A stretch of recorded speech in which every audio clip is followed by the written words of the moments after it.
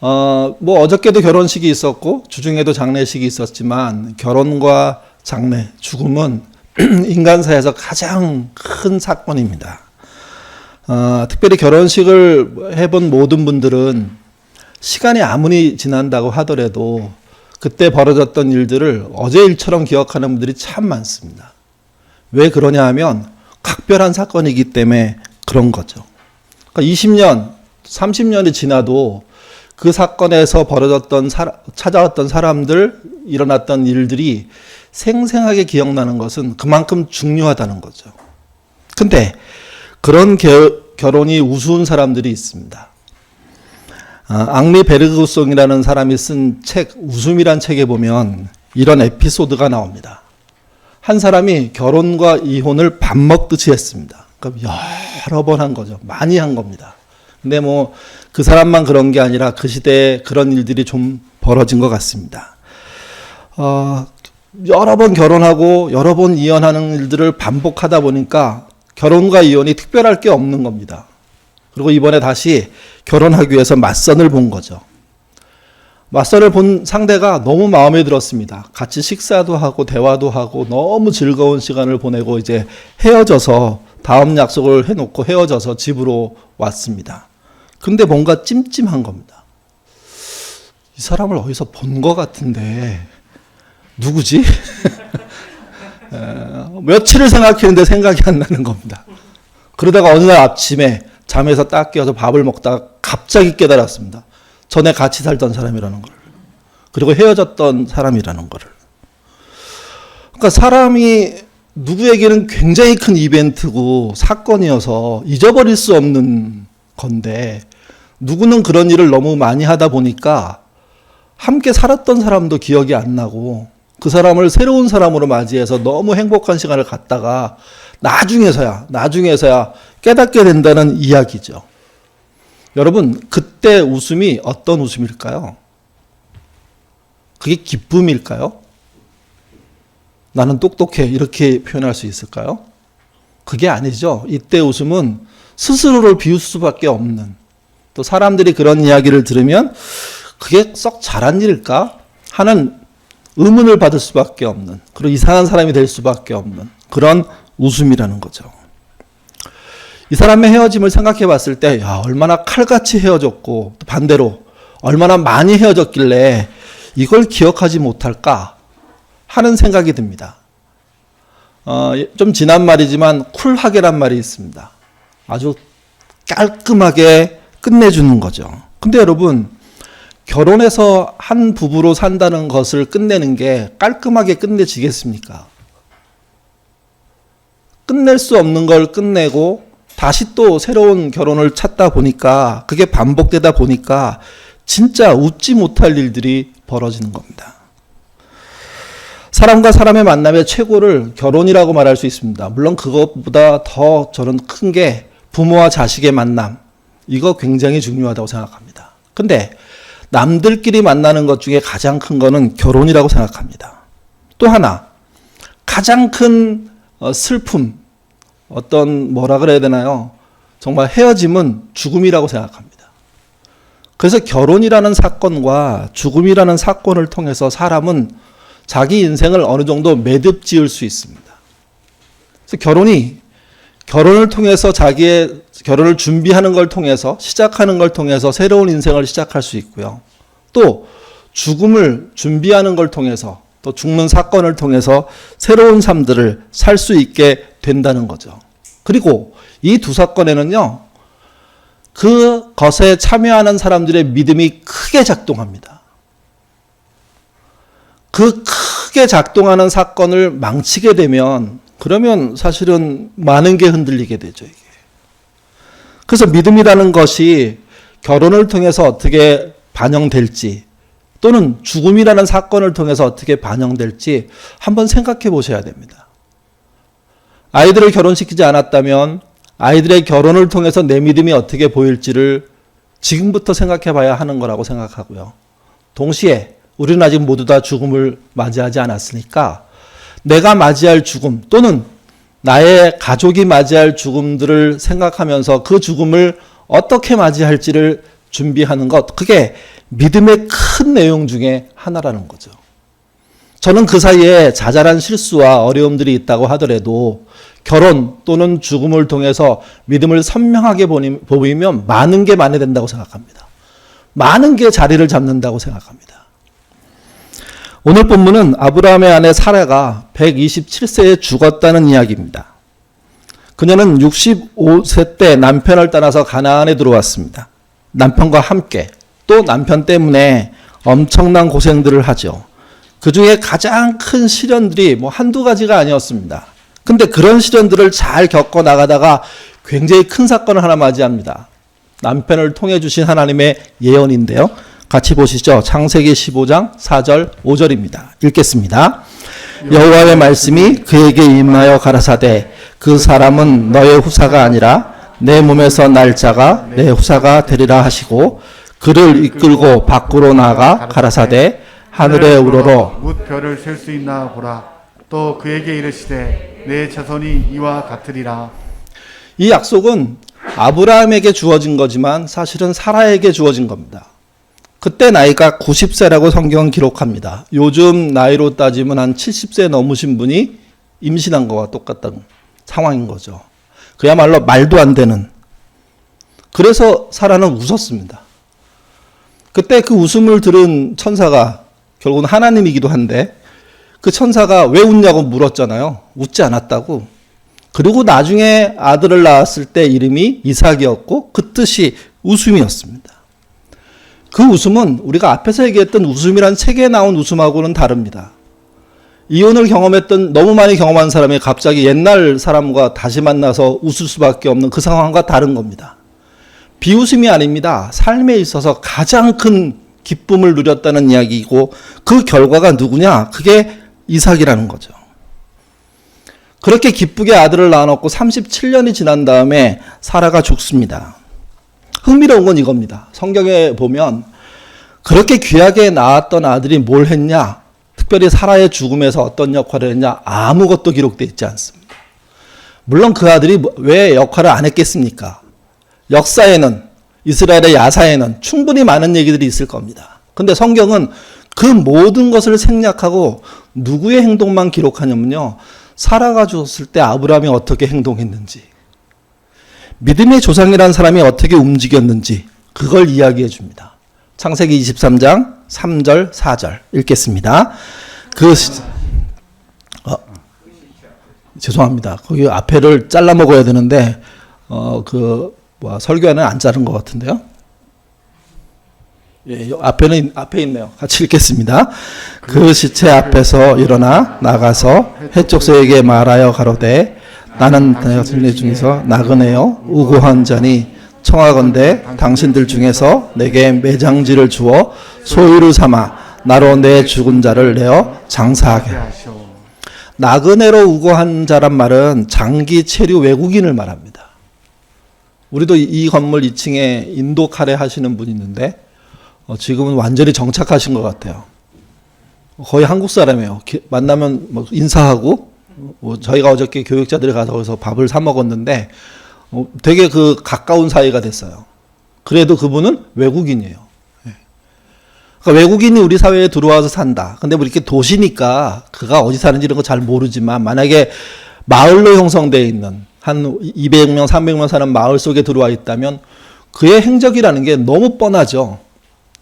오늘 본문의 상황은 그보다 더 흩어져서 살 때입니다. 그래도 외국인이 들어와서 그곳에 산다는 게 쉽지 않을 거거든요. 그 쉽지 않는 삶 중에 한 어떤 조건이 뭐냐면 땅을 살 수가 없다는 겁니다. 외국인이 들어와서 땅을 사게 된 거는 생각보다 오래되지 않았습니다. 이 본문의 상황으로 가면 땅을 살 수가 없었던 겁니다. 52년 함께 살았음에도 불구하고 땅 거래 자체를 주변에서 이렇게 원하지 않는 거죠. 근데 아브라함은 아내의 묘지가 필요했습니다. 남의 땅에 묻을 수가 없다고 생각했습니다. 그것만은 내가 땅을 마련해서 그 노력을 해서 아내를 장례 지내줘야겠다, 모셔야 되겠다 이렇게 생각한 거죠. 그래서 그 본문에 보면 나그네로서 주변의 사람들을 찾아가서 몸을 굽히고 이렇게 표현된 부분이 있습니다. 한 번이 아니라 3번 나오는데요. 두 번 나오는데요. 몸을 굽혔다는 표현 자체를 통해서 뭘 보여주냐면 그가 이 일을 정말 성사시키고 싶었던 겁니다. 그가 몸을 굽히고 예의 바르게 저에게 땅을 좀 파십시오. 제 아내를 장사하고 싶습니다. 장례 지내고 싶습니다. 그랬을 때 주변 사람의 반응이 어땠을까요? 우리 6절 말씀 같이 읽겠습니다. 네, 주여 들으소서. 당신은 우리 중 하나님의 방백이시니 우리 묘실 중에서 좋은 것을 택하여 당신의 죽은 자를 장사하소서. 우리 중에서 자기 묘실에 당신의 죽은 자 장사함을 금할 자가 없으리이다. 상대방이 그 아브라함을 대할 때 썼던 말이 여기 있습니다. 물론 좀 이렇게 걸러 들으시긴 해야 됩니다. 왜 그러냐 하면 이 이야기는 아브라함 쪽에서 쓴 글이잖아요. 이스라엘 쪽에서 쓴 글이잖아요. 그러니까 그 저자가 썼을 때 자기의 조상에 대한 존중감을 극대화시키려는 의도도 들어있을 겁니다. 그럼에도 불구하고 거기 쓴 말은 또 앞에서 몸을 굽혀란 말은 아브라함이 했던 태도는 둘 다 뭘 보여주냐면요. 서로 극진하게 대우했다는 겁니다. 오래 외국인으로 살고 있는 외국인이 주변에 있는 사람에게 극진하게 대우하는 건 되게 일반적이에요. 조심해야 되니까. 그들의 공격을 받으면 큰일 나니까. 그래서 그 이해할 수가 있는데 헷사람들, 헤브론 사람들은 그를 어떻게 대했냐? 그를 주여라고 부를 정도로 대했다는 거예요. 이게 주인이란 뜻입니다. 주여란 표현은 성경에서 주로 하나님과 또는 천사, 사람의 상태가 아닌 더 어떤 높다는 이렇게 사람으로서는 접근할 수 없는 존재를 이렇게 표현할 때 주인, 주여 이렇게 표현했거든요. 근데 헤브론 사람들이 장기 체류자인 아브라함을 그런 식으로 대했다는 거죠. 여기서 굉장히 중요한 힌트가 하나 드러납니다. 아브라함이란 사람이 그저 하나님이 주신 그런 큰 뜻 때문에 세상을 요행스럽게 산 분이 아니라 착실하게 52년 외국인의 삶을 잘 살아왔고 그 삶의 표현이 극존칭으로 주변인을 대하는 것으로 이미 드러나고 있었고 그를 보고 있는 햇사람들도 그를 만만하게 보지 않았다는 거죠. 소중하게 봤고 귀하게 봤다는 겁니다. 그래서 이 부분에 대해서 왜 그랬을까 하는 그런 이야기들이 있습니다. 세 가지로 정리가 되는데요. 첫 번째는 이겁니다. 소돔과 고모라가 메소포타미아 연합군에 의해서 공격을 받을 때가 있었습니다. 그때 아브라함의 조카도 잡혀갔죠. 그때 군대를 일으킨 사람이 누구냐면 아브라함입니다. 자기의 그 사병들을 일으켜서 쫓아가서 모든 걸 찾아왔죠. 그때 찾아왔을 때 조카만 찾아온 게 아니에요. 당시 그 전쟁에서 잡혀간 주변 사람들의 가족들을 찾아오는 일들이 있었습니다.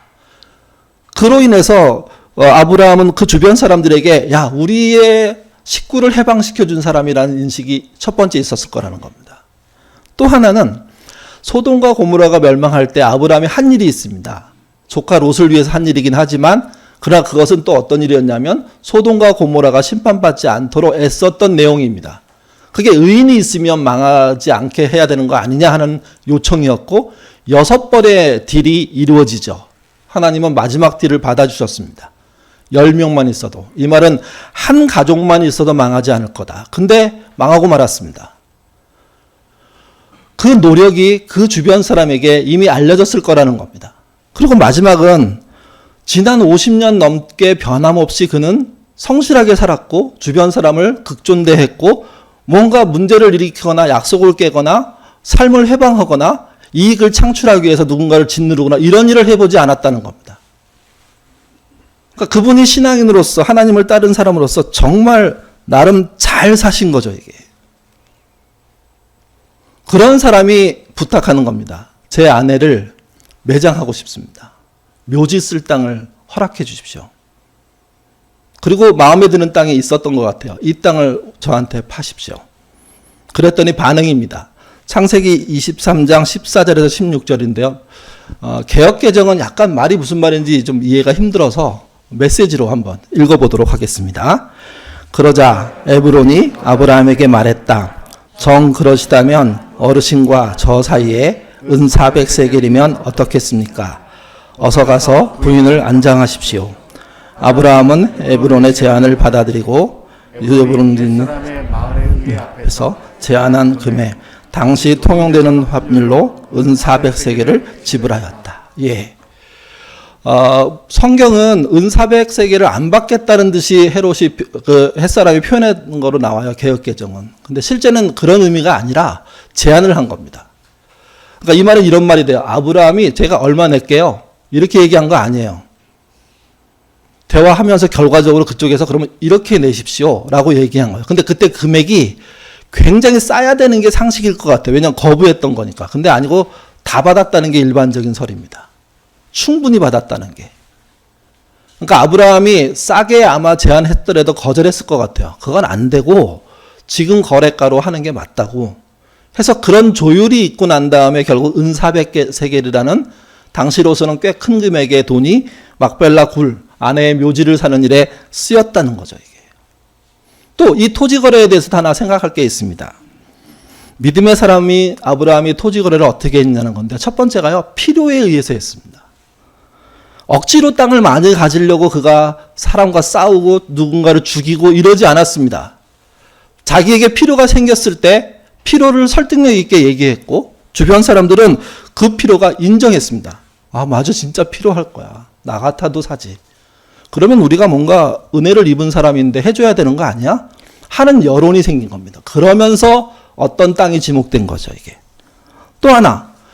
그 필요에 의한 것 말고 금방 설명 바로 드렸는데 공감대라는 게 일어났습니다. 그렇지. 나그네를 아무리 산다고 하더라도 아내가 죽었는데 묘지가 필요하지 그러면. 여러분 우리나라 안에도요. 외국인 묘지들이 있습니다. 외국인들이 우리나라에 들어와서 묘지를 쓰려고 하는데 쓸 수가 없는 거예요. 그래서 국가에서 한쪽을 배려해서 거기다가 돌아가시면 여기다 모시라고. 그래서 그게 절두산이라는 곳에 있죠. 우리 그 양화진이라고도 부르고요. 그곳에 가면 외국인 묘지가 있습니다. 그러니까 그런 것처럼 똑같은 건 아니지만 이웃의 공감대에 의해서 그 사회에 그 지배하고 있는 모든 사람들이 땅을 내준 겁니다. 이게. 마지막으로 제값을 지불하고 샀다는 게 중요합니다. 편리를 받거나 혜택을 받은 게 아니라 그 시대에 누구도 피해주지 않고 본인이 할 수 있는 역량 안에서 최선을 다해서 그 땅을 산 거죠. 이게. 그러니까 아브라함의 토지 거래를 보면 필요한 만큼 이웃의 허락을 받아서 제값을 지불하고 땅을 산 겁니다. 그래서 이 사건을 이렇게 정리할 수 있습니다. 이 무덤 매입 사건은요. 믿음의 결과입니다. 그분이 그렇게 믿었기 때문에 그 결과가 나온 거예요. 그렇게 믿지 않았다면 필요 이상의 땅을 살 수도 있어요. 수단 방법 가리지 않고 싸게 사거나 빼앗을 수도 있어요. 또 이웃의 의견과 상관하지 않고 공감대 없이 불화를 일으키며 살 수도 있어요. 헐값을 추진하다 보면 더 어려워질 수도 있어요. 만약 그랬다면 50년 잘 살아온 인생이 거기서 그냥 꽉 나는 겁니다. 그냥 무너지는 겁니다. 그게. 근데 아브라함은 그렇지 않은 거죠. 또 하나 중요한 건 이거는 이 사건에서 의도한 게 아닙니다. 근데 결과로서 드러나는 새로운 일들이 있습니다. 그 첫 번째가 뭐냐면 후손들이 그 땅을 약속의 땅으로 마음에 심기 시작했어요. 여러분 부모님이 돌아가시거나 조상이 돌아간 땅을 분명하게 자기 소유로 갖게 되면 사람들은 그 땅을 향하여 마음이 움직이게 돼 있습니다. 이스라엘 사람들이 자기네 나중에 노예가 되고 뭘 할 때도 어디로 돌아갑니까? 우리는 이렇게만 생각해요. 하나님이 가나안 준다 그래서 그리고 아니고요. 그 사건도 중요하지만 동시에 아브라함이 한 행동도 중요해요. 아브라함이 사는 땅이 있는 곳을 향해서 갔던 거예요. 그게 헤브론이에요. 그게 넓게 얘기하면 가나안이 되는 거예요. 그게 후손들에게 약속의 땅이 됩니다. 이게. 그리고 한 걸음 더 나가면요. 단순히 그 땅에만 어떤 의미만 두는 게 아니라 이스라엘의 방향타가 돼요. 그 땅 인근에 뭐가 생기냐면 예루살렘이 위치하게 되고 그 땅 예루살렘 꼭대기에 하나님의 성전이 생기게 되고 그래서 이스라엘은 지금까지 그곳이 그들의 고향으로 그 땅으로 인지하게 되는 거죠. 그러니까 이스라엘의 신앙에 가장 중요한 게 땅에 대한 신앙입니다. 하나님의 허락한 땅이 중동 한복판에 있다는 것이고 그래서 그들이 흩어져 살고 있다가도 나중에 결국 다시 그곳으로 다 모여 들어갔던 이유가 그게 약속의 땅이기 때문에. 아브라함 시대로 돌아가면 아브라함은 그곳에 사람만 묻지 않았습니다. 자신도 묻혔습니다. 그것만이 아닙니다. 이삭도 묻히죠. 리브가도 묻힙니다. 야곱도 묻힙니다. 레아도 묻힙니다. 나중에 요셉도 묻힙니다. 이스라엘의 초대 역사를 쓸 수 있는 신앙의 근간들이 다 거기에 묻힙니다. 여러분, 그런 땅을 버릴 만한 민족이 어디 있습니까? 그 버릴 민족은 콩가루죠, 완전히. 그 땅을 지키려고 하는 그 방향의 시작이 어디서 시작됐냐? 아브라함이 사라의 무덤을 자기 돈으로 사는 일로부터 시작된 겁니다. 그 일을 할 때 주변 사람의 존중을 받으면서 했던 겁니다. 사람들은 그 땅을 넘어서지 않았습니다. 넘어설 필요가 없었습니다. 아니, 넘어서는 게 오히려 자기들의 자존심과 정의가 상하는 문제가 되는 겁니다. 그 땅을 끝까지 지켜주는 일들이 벌어진 거죠. 더 놀라운 건 물론 이전 일이지만 하나님은 그 땅에 대한 약속을 먼저 주셨습니다. 창세기 15장 13절 그리고 16절 상반절입니다. 읽겠습니다. 여호와께서 아브라함에게 이르시되 너는 정령이 알라 내 자손이 이방에서 객이 되어 그들을 섬기겠고 그들을 400년 동안 내 자손을 괴롭게 하리니 내 자손은 4대 만에 이 땅으로 돌아오리니. 우리 교회가 갖고 있는 건물 없는 교회라는 정신은 사실은 건물을 절대로 갖지 않겠다 이런 뜻은 아니었습니다. 예배 드리려고 하는 목적으로만 건물을 사는 건 하지 말자. 예배 이외에 진짜 사회적인 목적과 세상을 섬기며 아이들의 교육과 또 청년의 미래를 놓고 뭔가 설계할 수 있다면 아마 그런 것을 위한 꿈을 꿀 겁니다. 그런 도전을 할 수도 있습니다. 근데 주일날 1시간, 2시간, 3시간 예배 드리기 위해서 그 많은 재정을 집어넣고 그래서 나눔하지 못하고 그래서 대외 협력하지 못하고 그래서 선교하지 못하고 그래서 예범하지 못하고 더 심각하게는 그래서 교육하지 못하는 교회가 되는 건 아니라고 생각한 겁니다. 그래서 우리 마음속에 건물을 예배 드릴 목적으로만 소유하지 말자 하는 것을 축약해서 건물 없는 교회라는 정신을 우리가 공유한 거죠, 이게. 여러분, 이것에 대해서 부정적인 의견이 많습니다. 외부의 시선도 굉장히 부정적입니다. 너희 교회는 어디 있는데? 물어보면 뭐라 그럴 거야? 우리는 여기 있잖아요. 근데 우리 정신은 한 걸음 더 나가죠. 여러분이 흩어져 있는 모든 곳이 예배당이라고 생각하니까. 근데 이거는 말로는 설명이 되게 그럴싸한데 실제 현실의 삶에서 이 장소에 대한 이야기를 하게 되면 애매하기가 끝이 없습니다. 가장 어려운 게 뭐냐면요. 저희 어머님을 설득하는 거예요. 설득이 안 되세요. 왜 아직도 안 사냐 이런 분위기세요. 이제는 말씀 안 하시는데 그 정도 규모면 우리 교회 같으면 주변 다 하는데 왜 안 하냐? 그러니까 그러실 수 있다고 생각해요. 또 그게 그분들의 어떤 교회에 대한 많은 정체성이니까. 근데 왜 우리가 이런 것을 가졌냐?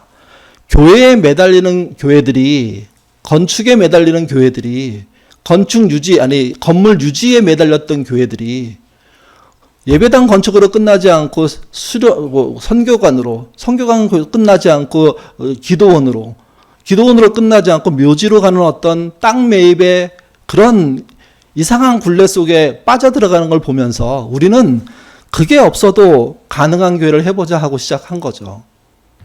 쉬운 일은 아닙니다. 왜 그러냐면 지금 당장 우리가 예배당을 쓸 수 있는 공간의 문제 때문에 기도할 수밖에 없는 상황이잖아요. 근데 여러분, 이걸 가지고 우리가 부단히 노력하고 애쓰고 결국 예배당 장소를 찾아내게 되고 그래서 건물 없는 교회를 유지할 수 있는 정신들을 이어가게 되면 이 보이지 않는 무형의 유산은 사실은요, 보이는 건물보다 훨씬 강력할 수밖에 없습니다. 우리는 하나님을 보고 믿지 않잖아요. 우리는 예수님을 보고 믿는 게 아니잖아요. 우리는 성령님을 만지면서 예배드리는 게 아니에요. 그런데 교회가 건물을 보면서 예배드리기 시작한 거예요. 더 나쁘게는 사람 목사를 기준으로 예배드리기 시작한 거예요. 그래서 방향을 잃어버리고 있는 거예요. 보이지 않는 하나님, 보이지 않는 예수님, 보이지 않는 성령님을 믿을 수 있는 사람들이 건물이 없으면 못 믿는 거죠. 목사가 없으면 흔들려 버리는 거죠. 여러분, 이 유산은 정말 혼재되어 있는 유산이고, 이 유산은 정말 우리에게 치명타를 가할 수 있는 유산들이에요. 진짜 좋은 믿음이 뭐냐? 건물이 없기 때문에 이렇게 말하고 싶은 게 아니라, 보이지 않는 하나님을 우리의 일상의 큰 사건들, 아니 자잘한 사건들 속에서 주변 사람과 함께 공유하며 살 수 있는 믿음, 정말 존중받으며 살 수 있는 믿음으로 보여줄 때 가능한 거죠. 아브라함은 예배당이 없었습니다. 그런데도 존중받았고 땅 매매를 통해서 믿음을 보였습니다. 그 사건을 통해서 후손들은 약속의 땅이라는 걸 갖게 됐고 하나님은 그걸 충분히 지원하셨습니다. 그래서 결국은 한 번도 볼 수 없는 것을 꿈꿨던 아브라함의 그 약속의 땅이 그 장래 어떤 묘지가 결국은 이스라엘이 살게 된 땅으로 바뀌게 되잖아요. 건물 없는 교회라는 우리가 대화에서 만든 이 공유된 신앙은요, 물론 진리는 아닙니다. 근데 우리의 신앙이 보이지 않는 하나님을 믿을 수 있게 되는 어떤 동인을 우리가 우리의 현장에서 찾았다는 걸 보여주는 겁니다. 흩어지는 예배도 똑같습니다. 교회는 모여야죠. 가능한 한 예배를 많이 만들고 열심히 모여야죠. 근데 흩어짐에도 불구하고 교회는 흩어지지 않는다는 것을 우리가 알기에 그런 길을 갈 수 있게 되는 거 아닙니까? 우리가 분립을 꿈꿨던 것도 똑같습니다. 교회를 모으면 더 힘이 세지겠죠. 근데 나눠도 흩어도 그래도 절대로 무너지지 않는 교회가 존재할 수 있다는 것을 우리가 믿고 있기 때문에 힘겹지만 그 길을 가려고 하는 도전들을 하게 되는 겁니다. 저는 아브라함이 자기 아내가 죽고 난 다음에 묘지를 만드는 이 과정 속에 무형의 신앙이라는 게 뚜렷하게 드러났다고 생각합니다. 더 놀라운 건 그 주변이 인정했고요. 한 걸음 더 나가선 그 후손들이 그 땅, 산, 그곳, 그 얼마 되지 않은 땅을 약속의 땅으로 받아들였고, 그리고 결국 그게 가나안으로 가게 되는 그런 중심지가 됐다는 거죠.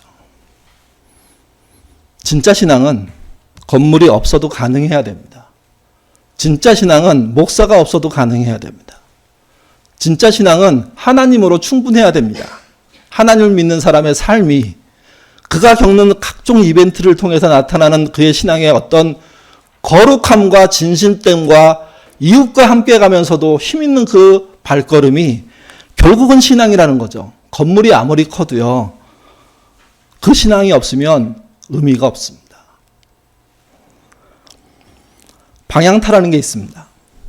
비행기 그 끝에 보면 수직 날개가 있고 그게 좌로 우로 움직이게 돼 있는데, 비행사가 왼쪽 방향키로 누르면 그러면 수직 날개가 움직여서 왼쪽으로 가게 되겠죠. 오른쪽으로 누르면 오른쪽으로 가게 되겠고요.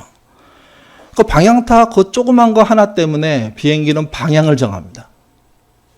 여러분, 신앙도 그렇습니다.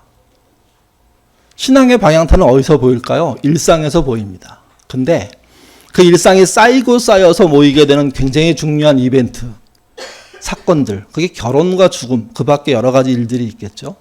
그런 곳에 준비된 모습으로 드러날 때 강력한 방향타가 됩니다. 오늘 사건은 성경에만 나오는 사실은 아니고요, 역사 속에서 쓰였습니다. 1978년 9월 5일 날 중동 평화협정이라는 게 이루어지지 않습니까? 미국의 대통령 별장에서 미국의 카터, 이집트의 사라트, 그리고 이스라엘의 백인이 만나가지고 협정하죠. 그때 백인 수상이 좀 우스운 행동을 하나 했는데, 그게 뭐였냐면 두루마리 하나를 들고 나갔습니다. 그게 뭐였냐면 오늘 본문 우리가 읽었을 때 땅 샀던 내용 써 있는 그 부분을 들고 간 겁니다. 그리고 막 가서 이거 우리 원래 계약서라고 여기 있지 않냐고. 저는 그거 보고 되게 나중에 이때 어렸을 때는 잘 몰랐고 나중에 그 사건을 쭉 다시 읽어보면서 근데 되게 웃겼습니다. 아니 그게 공인계약서도 아니고 그냥 이야기로 서술이고 그것도 지들이 글이잖아요. 국제사회가 인정해서 도장 찍고 이건 어떤 공문서야 이렇게 인정도 안 한 건데, 근데 여기에 우리 할아버지 아브라함이 은사 100세겔로 이거 샀다고 써 있어. 그래서 우리가 지금 다 흩어져 살다가 지금부터 들어가야 되겠어. 그걸 한 거예요. 그거 할 때 그걸 들고 나온 거예요. 근데 그 행동은 우스웠는데요. 그 행동을 할 수밖에 없었던 이스라엘 정서는 대단했습니다. 무슨 말이냐면 전 세계에 흩어져 살고 있고 땅이 없고 나라가 없는 사람이 민족으로만 존재하는데 그들이 돌아갈 곳을 그 사건에 두고 있는 거예요. 여러분, 이게 무서운 겁니다. 이게 대단한 겁니다. 무슨 말이냐면 눈으로 볼 수 없고 이룰 수 없는 현장에서 정말 어렵게 살아가는 사람들이 하나의 정신을 갖고 있었다는 거죠. 우리가 갈 곳은 이스라엘이다. 예루살렘이다. 거기 들어가야 된다. 그 일념으로 전 민족이 노력해가지고 결국은 들어가지 않습니까? 물론 많은 희생도 나오고 지금도 말도 안 되는 상황들이 벌어지고 있는 땅이지만 그들이 갖고 있었던 정서라는 게 정말 무시 못할 힘이었다는 거죠. 여러분, 눈에 보이는 것으로 인한 신앙보다 보이지 않는 것으로 인한 신앙이 훨씬 위대하고 강력합니다. 우리 기독교가, 우리 개신교가 그런 신앙을 가졌으면 좋겠습니다. 건물이 아니라, 유명한 목사가 아니라 신자들끼리 모여서 서로 존대하면서 서로 기도하면서 서로 그분의 말씀을 쫓아 이웃을 사랑하는 마음으로 대하기 시작할 때 생기는 공감대. 건물이 없지만 그분이 주신 말씀 때문에 생기는 공감대. 그 정서의 위대함. 그게 우리를 위대하게 만드는 거죠. 그리고 아브라함을 통해서 배울 건 그겁니다. 아내의 끝을 좋게 만들어 주기 위해서 부단하게 노력했던 그가 결국 자신의 끝도 좋게 만들어 갑니다. 그래서 저는 아브라함을 여러 번 여러분한테 할 때마다 그분을 점점 좋아지는 분이라고, 끝이 좋아지는 분이라고 그렇게 여러 번 소개를 드렸는데요. 그런 아브라함이 된 거죠. 여러분, 사람은 누군가의 장례를 준비해 줘야 될 역할을 해야 됩니다. 그리고 자기 죽음 또한 준비해야 됩니다. 오늘이 교회 절기상 마지막 절기거든요. 내일부터는 이제 다음 주부터는 대림절, 새해가 시작되는 겁니다. 한 해를 마감한다는 절기의 끝에 드리고 싶은 말씀은 누군가의 끝을 좋게 만들어주는 삶을 사시기를 바라고요. 더불어 여러분의 끝 또한 잘 마무리 짓도록 준비하시는 삶 사시기를 바랍니다. 그 사람에게 그 후대에 놀라운 회복력들이 드러납니다. 그런 회복력을 주시는 그런 앞대가 되어주시기를, 그런 회복력을 주시는 방향타가 되어주시기를 주님의 이름으로 부탁드립니다. 기도하겠습니다. 자비로우신 아버지 하나님, 우리의 모든 예인의 가족들의 끝이 좋기를 바랍니다. 시작은 약했지만 점점 나아지기를 바랍니다. 그게 경제적인 영역에서만이 아니라 신앙적인 영역에서도 보이는 것을 믿는 것에서 시작하겠지만 그러나 보이지 않는 하나님을 믿는 것에서도 뚜렷하게 드러나게 하셔서 우리의 삶이 점점 나아지는 은혜 속에 있도록 인도하여 주옵소서. 또한 점점 나아지는 삶의 극치는 우리가 우리의 끝을 준비하는 겁니다. 죽음을 이야기해서 마음속에 부담이 있을 수 있지만 그러나 누구나 피할 수 없는 죽음을 우리가 맞이하게 되는데 그 죽음을 향해서 나갈 수 있는 용기와 지혜, 은혜를 준비함으로 갖는 자 되도록 도와주옵소서. 우리 안에 힘들어하는 사람들이 있습니다. 병든 사람들이 있습니다. 그들에게 죽음 얘기하는 것은 사실은 답답한 일입니다. 그러나 필요한 일임을 그들이 깨닫게 하시고 그런 상황일수록 더 하나님을 바라보고 자신의 마지막을 잘 준비하는, 또 병에서 나은 사람들도 역시 우리는 죽을 수밖에 없는 존재라는 사실을 인지하게 하시고 그 자리에서 그분의 나라 갈 때까지의 마지막 순간들을 잘 견뎌내는 믿음으로 쌓아가는 그런 신앙인 되도록 도와주옵소서. 그래서 끝이 좋은 사람들이 많은 예인교회 되고 그로 인해서 그의 후손들이 세상을 이기는 회복력 갖는 능력의 교회 되도록 도와주옵소서. 감사하며 예수님 이름으로 기도드립니다. 아멘.